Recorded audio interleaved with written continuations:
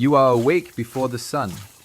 You will not stop working until after it sets. You will do this every day for the rest of your life. And the land you are working on, you probably do not own it. Today we are breaking down every single level of farming in the United States. From the field hand-picking crops in 110-degree heat to the corporate director managing a 1,000,000-acre portfolio. 10 levels, real salaries, real responsibilities, the hidden perks nobody talks about, and the brutal personal sacrifices that the job descriptions never mention. 10 levels, real numbers, nothing held back. Let's go. Rank 1, seasonal farm worker. You are paid by the bucket or by the hour. There is no salary. There is no contract. There is no benefits package. You are here for the harvest season, and then you move on. Your work is piece rate or minimum wage. In California, the minimum for agricultural workers is $16.50 per hour. In Georgia, it is $7.25.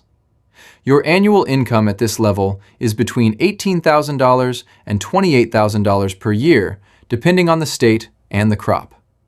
You pick strawberries in California. You pick tobacco in North Carolina. You pick oranges in Florida. You follow the harvest. You go where the work is. Your housing is provided by the labor contractor, or it is not provided at all. Many seasonal workers live in labor camps, barrack-style housing near the fields with shared bathrooms and no air conditioning. And here is the part nobody tells you about: the heat. Farm workers die from heat-related illness at a rate 20 times greater than the rest of the U.S. workforce. Not twice as much. 20 times. The CDC recorded that number. Between 1992 and 2017, agricultural workers suffered heat-related fatalities at a rate of 3.7 per 100,000. The national average for all industries was 0.2. You are not building a career. You are surviving a season, and the season does not care if you survive it. Rank 2, year-round farmhand. You have a position that does not end with the harvest. You are the full-time labor on a farm or ranch. You feed livestock. You mend fences. You operate basic equipment, tractors, ATVs, small trucks. You repair irrigation lines. You load feed. You clean barns. Your salary at this level is between $28,000 and $42,000 per year. On ranches in Texas, Montana, and Wyoming, some positions include housing, a small house or bunkhouse on the property. That housing is not a perk. It is a tether. You live where you work. You never leave. But here is the detail that trips people up every single year: the hours. A year-round farmhand on a livestock operation works an average of 60 to 70 hours per week during calving and harvest seasons. There is no overtime pay. The Fair Labor Standards Act exempts most agricultural workers from overtime requirements. You work 70 hours. You are paid for 70 hours at straight time. No time and a half. No bonus, no acknowledgement. The law was written in 1938. It has not changed for farm workers. Rank 3, equipment operator. You now run the machines. This is not a small step. Modern agricultural equipment costs between $250,000 and $750,000 per unit. A single combine harvester with GPS auto steer, yield mapping, and row sense technology costs over $500,000. You are trusted with $500,000 of machinery and a crop worth more. Your job is planting, spraying, and harvesting. You operate tractors, combines, sprayers, and grain carts. You monitor GPS guidance systems. You adjust application rates on the fly. You read yield maps and report anomalies to the farm manager. Your salary at this level is between $38,000 and $58,000 per year. Experienced operators on large commercial operations in the Corn Belt can earn up to $65,000 with overtime and harvest bonuses. And here is what the salary chart does not show. The pesticide exposure. The National Cancer Institute has found that farmers and pesticide applicators have elevated rates of non-Hodgkin lymphoma, prostate cancer, and Parkinson's disease. The Agricultural Health Study, a long-term research project involving over 89,000 participants, has linked specific organophosphate insecticides to neurological damage in applicators with more than 60 days of application per year. You are not spraying water. You are spraying chemicals designed to kill living organisms, and some of them do not distinguish between the pest and the person holding the nozzle. Rank 4, Crew Leader. You now manage people. Between 8 and 25 workers report to you. You assign tasks. You track hours. You enforce safety protocols. You are the point of contact between the labor force and the farm management. On crop farms, you organize picking crews, manage loading schedules, and ensure quality standards are met. On livestock operations, you coordinate feeding, vaccination, and breeding schedules across multiple pastures or barns. Your salary at this level is between $42,000 and $62,000 per year. But here is the thing about this rank that surprises people. You are the buffer. The workers complain to you about conditions. The manager complains to you about productivity. The labor contractor complains to you about paperwork. Every complaint in both directions passes through you. Serious. And if a worker collapses in the field, from heat, from dehydration, from a heart condition nobody knew about, you are the one who makes the call. You are the one who decides whether to stop the crew or keep moving. You are the one who fills out the incident report. You are the one who carries that decision home, not because you chose it, because nobody else was there. Rank 5, Assistant Farm Manager. You have moved off the field, mostly. You still walk the rows and check the livestock, but your primary responsibility is operational planning. You report to the farm manager or the owner. You order inputs, seed, fertilizer, chemical.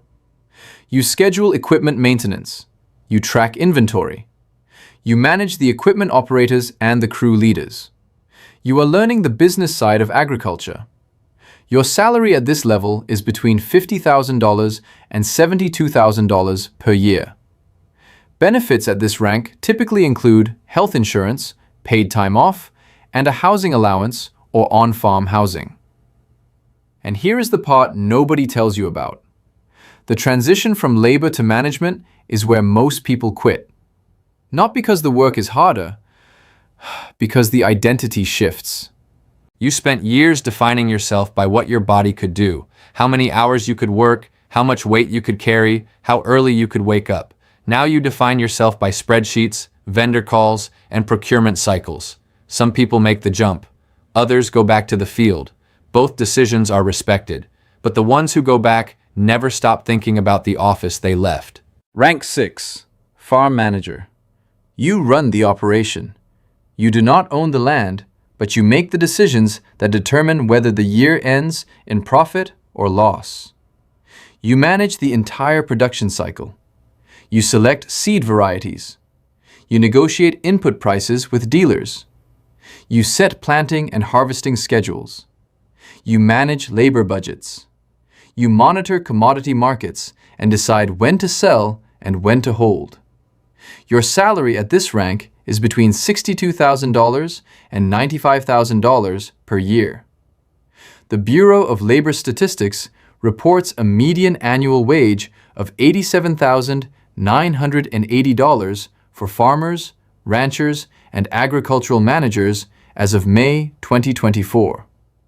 On large operations managing thousands of acres, total compensation including bonuses can exceed $120,000.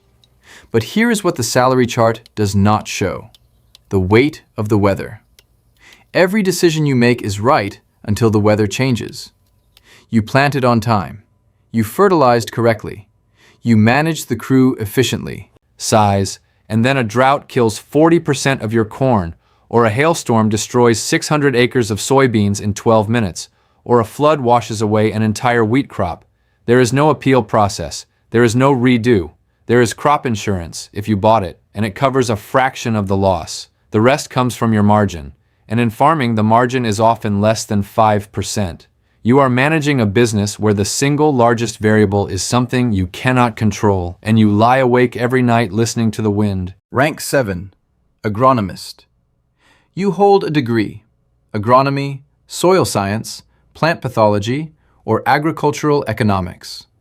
You work for a cooperative, a seed company, a crop consulting firm, or as an independent consultant. Your job is science. You conduct soil tests. You write nutrient management plans. You recommend crop rotation strategies. You diagnose pest and disease problems. You design variable rate application maps for fertilizer and chemical, using GPS data and satellite imagery to apply the right rate to the right square foot of the field. Your salary at this rank is between $65,000 and $105,000 per year. Independent consultants with a strong client base in the Corn Belt can earn $120,000 or more during peak season. But here is the detail that defines this rank. You are the one who tells the farmer the truth. The soil is depleted. The variety was wrong. The nitrogen was applied too early. The disease was visible 3 weeks ago and nobody called you. Sighs. You deliver news that costs people money, and some of them shoot the messenger. Not literally, although in rural America, that is not impossible. Professionally, they stop returning your calls. They hire a different consultant who tells them what they want to hear, and the field fails again the next year. The best agronomists learn to deliver the truth sideways. The worst ones deliver it straight and lose the client. Both have the data on their side. Only one gets paid. Rank 8. Farm owner-operator. You own the land, or you are paying the bank for the land. One of those two things is always true. The USDA classifies 98% of American farms as family farms.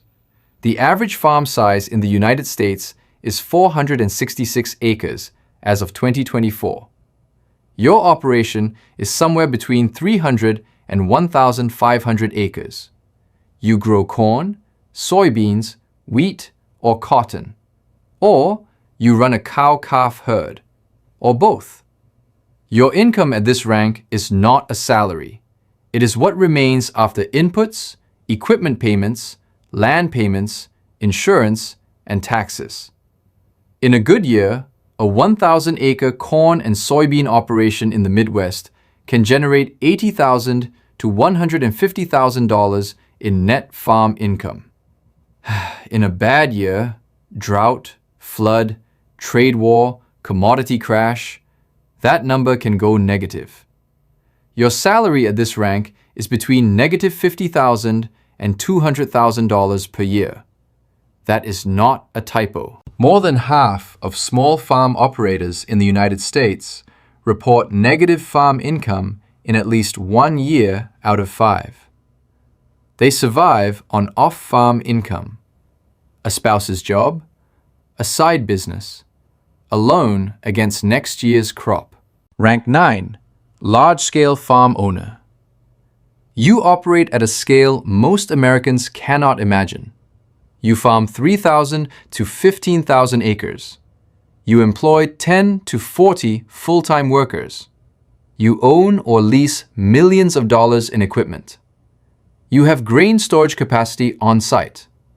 You negotiate directly with ethanol plants, exporters, and commodity brokers.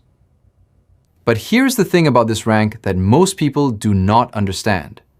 You are not a farmer anymore. You are a CEO. Rank 10. Agribusiness executive. You are at the top. You run a corporate farming operation, an agricultural investment fund, or a vertically integrated agribusiness. You oversee tens of thousands of acres across multiple states or countries. You manage a workforce of hundreds. Your decisions affect commodity markets. When you shift 20,000 acres from corn to soybeans, the local elevator notices. When you sell 1 million bushels on the Chicago Board of Trade, the price moves. And here is the part nobody tells you about. You are public.